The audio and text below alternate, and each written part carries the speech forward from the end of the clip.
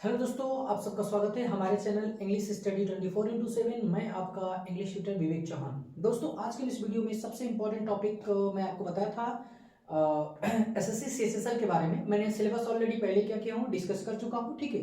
और उसमें से एक हमारा इंपॉर्टेंट टॉपिक क्या था, नरेशन, ठीक है।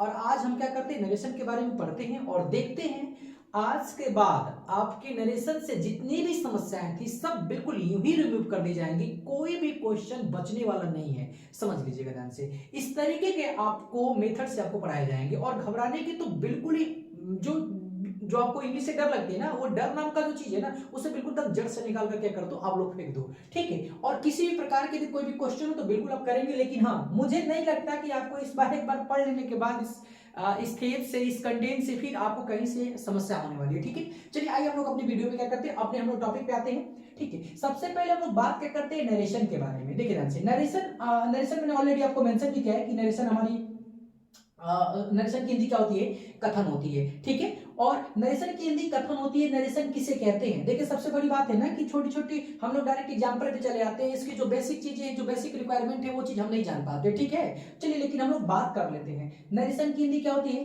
कथन होती है। नरेशन शब्द की उत्पत्ति किधर से होती है, नैरेट से। अब नैरेट का मतलब क्या होता है भाई, नैरेट का मतलब होता है किसी कथन को क्या करना, व्यक्त करना, ठीक है। अब नरेशन का मतलब क्या होता है, कथन। कथन किसे कहते हैं, देखिए जितना मैं बोल रहा हूं ना, बहुत ज्यादा मैं टाइम नहीं लूंगा डिफिनेशन पे, मैं भी आऊंगा रूल पे ही, ठीक है। लेकिन कथन किसे कहते हैं, नरेशन किसे कहते हैं, देखो वक्ता जो कुछ भी बोलता है, मतलब कि मैं जो बोल रहा हूं ना, ठीक है। आप जो कुछ भी मैं बोल रहा हूं सब क्या है, कथन ही तो है, ठीक है। मैं बोल रहा हूं, मैं जो ये शब्द बोल रहा हूं, मैं बोल रहा हूं, वो भी क्या है, कथन ही है।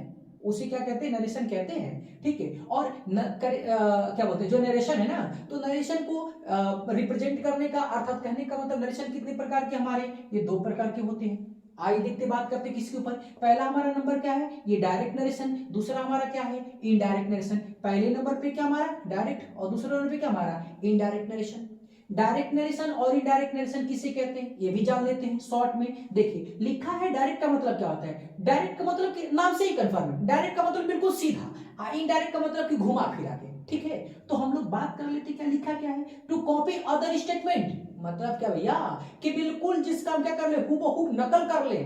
मतलब क्या है, नकल करने को क्या कहते हैं, डायरेक्ट नरेशन कहते हैं, ठीक है। और सेम उसी लैंग्वेज में नकल मारकर क्या, नकल मारकर अकल लगाने को क्या कहते हैं, इनडायरेक्ट नरेशन कहते हैं। यहां पे मैंने ऑलरेडी इंग्लिश में डिफिनेशन लिखा हुआ है, to convert other statement in own language. भैया दूसरे के कथन को क्या करते हैं, खुद की लैंग्वेज में परिवर्तन कर देना ही क्या कहलाता है, इनडायरेक्ट नरेशन कहलाता है, ठीक है। कोई दिक्कत इसमें। चलिए आइए हम लोग क्या करते हैं, अगले पॉइंट को बारे में जानते हैं। अब थोड़ी सी हम बात करते हैं, थोड़ा सा इसके नीचे टॉपिक पे हम आते हैं, क्या करते हैं, डायरेक्ट नरेशन कितने प्रकार के होते हैं भाई, दो प्रकार से। एक हमारा क्या होता है, रिपोर्टिंग होता है, रिपोर्टिंग स्पीच, और दूसरा क्या होता है, रिपोर्टेड स्पीच, ठीक है।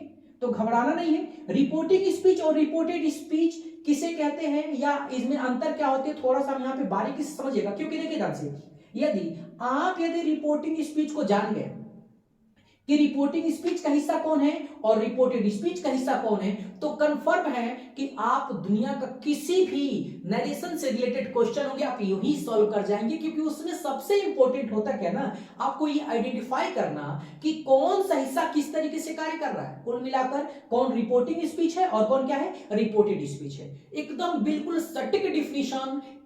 और आज के बाद जो आपके डिफिनेशन की जो पॉइंट रही है, या जो आपको सस्पेक्ट नाम की जो चीजें सब यहां से हट जाएंगी, सब रिमूव कर दी जाएंगी, घबराना नहीं है, ठीक है। थोड़ा सा बस रुको, देखो तो लिखा क्या है, रिपोर्टिंग स्पीच किसे कहते हैं, थोड़ा सा देखिए ध्यान से, ये काम कैसे करता है। यहां पे लिखा, मैंने दिखा, बता भी कि जो हिस्सा कामा के क्या होता है, बाहर होता है, याद रख लीजिएगा, ठीक है ना। मैंने क्या किया, जो हिस्सा कामा के बाहर होता है, जो हिस्सा कामा के बाहर होगा उसे क्या कहते हैं हम लोग, रिपोर्टिंग कहते हैं। थोड़ा सा मैं इधर स्ट्रक्चर भी दिया है, क्या स्ट्रक्चर मैंने क्या दिया है, जो हिस्सा क्या कामा के बाहर होता है उसे क्या कहते हैं हम लोग, यही हमारा हिस्सा है कामा के बाहर। एग्जांपल के नीचे थोड़ा सा मैं एग्जांपल यहां पे दिया हूं, देख लीजिए।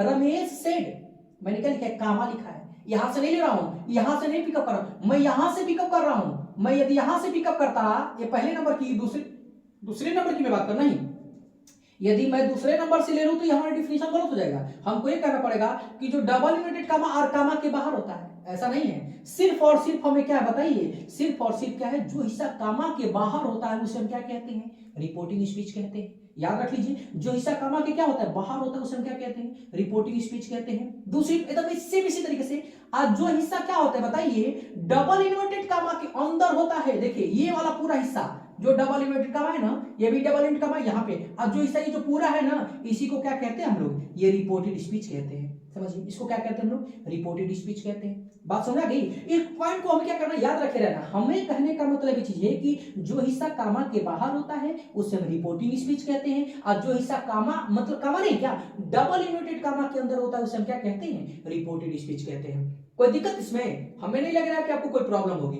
इसके नरेशन के डिफिनेशन में डायरेक्ट किसे कहते हैं, इनडायरेक्ट किसे कहते हैं, रिपोर्टिंग क्या है, रिपोर्टेड स्पीच क्या है, ठीक है, समझ आ गया। चलिए अब थोड़ा सा हम लोग बात कर लेते हैं। ये तो हमारा रिपोर्टिंग, ये तो हमारा डायरेक्ट का हिस्सा रहा है, ठीक है। अब थोड़ा सा इनडायरेक्ट में हम लोग बात कर लेते हैं। देखिए इनडायरेक्ट के तो कोई हिस्सा नहीं होता है, लेकिन मैंने इनडायरेक्ट के लिए एक नोटिफिकेशन लिखा हुआ है, यहाँ पे नोट लिखा हुआ है, ऑल इनडायरेक्ट नरेशन क्या, कॉम्प्लेक्स।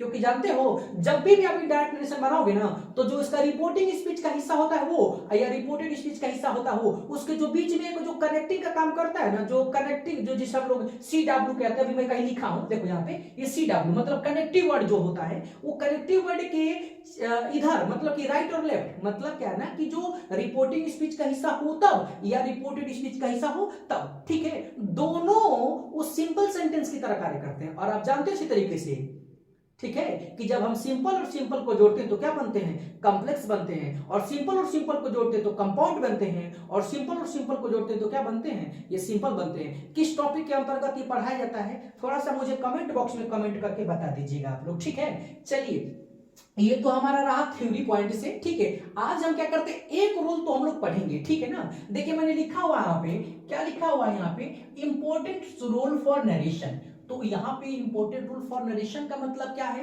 कि अब याद रख लीजिएगा कि आज के बाद आपके दिमागों से, दिल से, मतलब हर जगह से, जहां से भी यदि नरेशन के क्वेश्चन यदि कहें कि फंस रही है तो फिर खैर नहीं है, क्योंकि ये वीडियो देखने के बाद आज से आपकी सभी समस्याएं बिल्कुल यूं ही खत्म हो जाएंगी। वो चाहे दुनिया का कोई भी नरेशन का क्वेश्चन क्यों ना हो, मैं इतना चैलेंज कर रहा हूं कि कहां जहां से मन वहां से क्वेश्चन लाओ, जो टॉपिक जहां तक पढ़ा दिया इससे रिलेटेड जितने भी क्वेश्चन होंगे सब सॉल्व हो जाएंगे। जिस दिन मैं पूरा नरेशन पढ़ा दिया उस दिन कैसा भी नरेशन का क्वेश्चन लेकर आओ, एक भी नोट्स से आउट ऑफ नहीं जाएंगे। ये बिल्कुल मेरा क्या, ये आप लोगों से वादा है। आइए हम लोग बात करते हैं रूल नंबर, ये पहले नंबर पे क्या है, पहले नंबर पे हमारी क्या है, टेंस चेंज है। क्या है, टेंस चेंज। अब थोड़ा सा देखिए पढ़ाने का टेक्निक थोड़ा सा अलग होगा। हम लोग पढ़ेंगे, पहले टेंस चेंज पढ़ते हैं। टेंस चेंज में होता क्या हम लोग देखते हैं, ठीक है ना। देखिए पहले टेंस चेंज में मैंने आपको लिखा है हेडिंग, और उसके बाद यहाँ पे मैंने एक रूल्स लिखा, मैंने रोमन अंक का पहला ये फर्स्ट बनाया, ठीक है। तो इसमें पहले में नंबर पे बता रहा हूँ। देखिए क्या होता क्या है, आप तो जान गए होंगे कि जो कामा के बाहर है उसे क्या कहते हैं, और जो डबल यूनिट कामा के अंदर है उसे हम क्या कहते हैं। ये तो बात आप लोगों को समझ में आ गई होगी, ठीक है। हमें नहीं लग रहा कि आपको कोई प्रॉब्लम होगी। यदि दिक्कत होगी तो थोड़ा सा आप वीडियो को पीछे कर लेंगे और देख लेंगे कि रिपोर्टिंग स्पीच और रिपोर्टेड स्पीच किसे कहते हैं, या जिसके जो कामा के बाहर होता है उसे क्या कहते हैं, और जो डबल यूनिट कामा के अंदर होता है उसे क्या कहते हैं, ठीक है। चलिए अब थोड़ी सा हम लोग बात कर लेते हैं। यहाँ पे मैंने बता दिया, बताया क्या हूं यहाँ पे, ध्यान से थोड़ा सा समझिएगा, इस एरो का मतलब थोड़ा समझने की कोशिश करिएगा, ठीक है ना। देखिए यदि रिपोर्टिंग स्पीच के वाक्य में, समझिएगा, यदि रिपोर्टिंग स्पीच के वाक्य में प्रेजेंट या फ्यूचर टेंस के वाक्य होते हैं तो रिपोर्टेड स्पीच के वाक्य में परिवर्तन नहीं करेंगे। लेकिन किसमें परिवर्तन नहीं करेंगे, केवल और केवल किसमें बताइए, वर्ब में केवल परिवर्तन नहीं करेंगे, बाकी सब प्रोनाउन में, चेंजेबल वर्ड में, बाकी सब अन्य चीजों में क्या करेंगे, हम परिवर्तन करेंगे।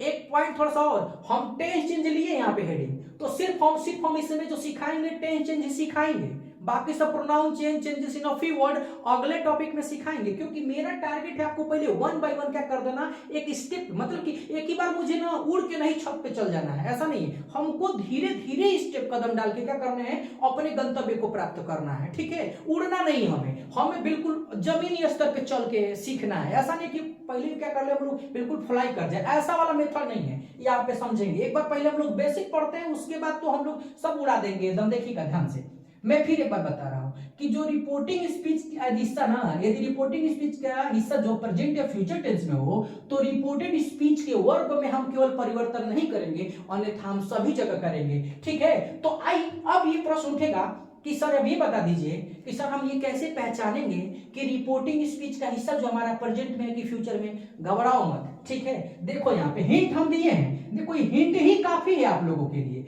यदि हिंट में से ये कुछ भी दिख गया तो कंफर्म है कि वो रिपोर्टिंग, मतलब कि वो क्या होगा, रिपोर्टिंग स्पीच का हिस्सा वो प्रेजेंट में हो गया तो किस में होगा, फ्यूचर में होगा। इससे घबराने की आपको जरूरत नहीं है। तो देखिए मैं लिखा हूं, यदि सेज होगा तो सेज का सेज कर देंगे, सेज टू होगा तो टेल्स कर देंगे, से होगा तो से करेंगे, से टू होगा तो टेल करेंगे, विल से होगा तो विल से करेंगे, विल से टू होगा तो विल टेल करेंगे, और हैज हैव सेड होगा तो उसका हैज हैव क्या कर देंगे, सेड कर देंगे, और यदि हैज हैव सेड टू होगा तो हैज हैव क्या कर देंगे, टोल्ड कर देंगे। इससे अधिक आपको रिपोर्टिंग स्पीच के जो रिपोर्टिंग स्पीच का हिस्सा ना उसमें से जो कि जितनी क्रिया लिखा ना इससे अधिक नहीं आएंगी। आपको एक चीज याद रख लो, ठीक है ना। मैं 99% दो, 1% भैया मैं छोड़ रहा हूं, वो बता दूंगा कि क्यों छोड़ रहा हूं, ठीक है। तो 99% मैं आपको यहाँ पे लिख दिया हूं कि इसको छोड़ के यहाँ पे और कुछ भी नहीं आएंगी, ठीक है। अब जब ये चीज दिख गई तो समझ लो कि रिपोर्टेड स्पीच के वाक्य में, अर्थात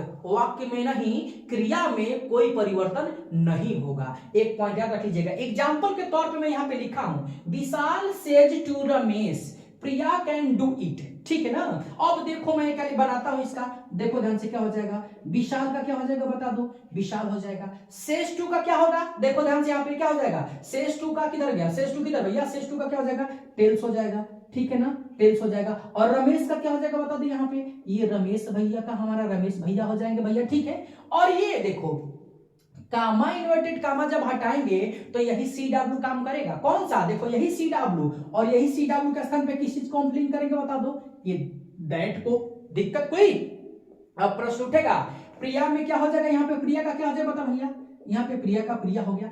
अब कैन का, कैन में कोई परिवर्तन नहीं करेंगे, कैन का कुड कर दे, अरे ऐसा नहीं करना हमें, कैन का कुड नहीं करेंगे। क्यों नहीं करेंगे, क्योंकि रिपोर्टिंग किसमें है, प्रेजेंट में है, तो हम रिपोर्टेड स्पीच के वर्ब में कहीं परिवर्तन हम नहीं करेंगे। तो कैन का क्या हो जाएगा, कैन का यहाँ पे कैन हो जाएगा, डू का डू हो जाएगा, और इट का इट, लास्ट में क्या हो जाएगा, फुल स्टॉप, ठीक है। अब थोड़ी सी एक और बात समझ लो, आ गई बात। Vishal tells Ramesh that Priya can do it. अब देखो ये जो है ना, देखो ये सिंपल सेंटेंस हो गया, ये भी क्या हो गया, सिंपल सेंटेंस, ये कनेक्टिव वर्ड हो गया ना सी डब्ल्यू। अब देखो ये सिंपल आई, जब दोनों को जोड़ोगे अकॉर्डिंग टू किसके अनुसार, कमेंट बॉक्स में कमेंट बता देना कि किस चैप्टर के अनुसार होगा। और ये हमारा क्या है, ये हमारा कौन सा सेंटेंस हो जाएगा, ये कॉम्प्लेक्स सेंटेंस हो जाएगा, ठीक है। यदि आपको देखिए ध्यान से, यदि किसी भी प्रकार की इस टॉपिक में यदि दिक्कत होगी तो ठीक है, आप क्या कर सकते हो, कमेंट बॉक्स में क्या करना, कमेंट कर लेना, ठीक है ना। और आई थिंक हमें नहीं लग रहा है कि आपको इसमें यदि कोई प्रॉब्लम है, ठीक है, दिक्कत होगी फिर आप एक बार वीडियो को क्या कर लीजिएगा, रिवाइज करके देख लीजिएगा। Thanks for watching my video.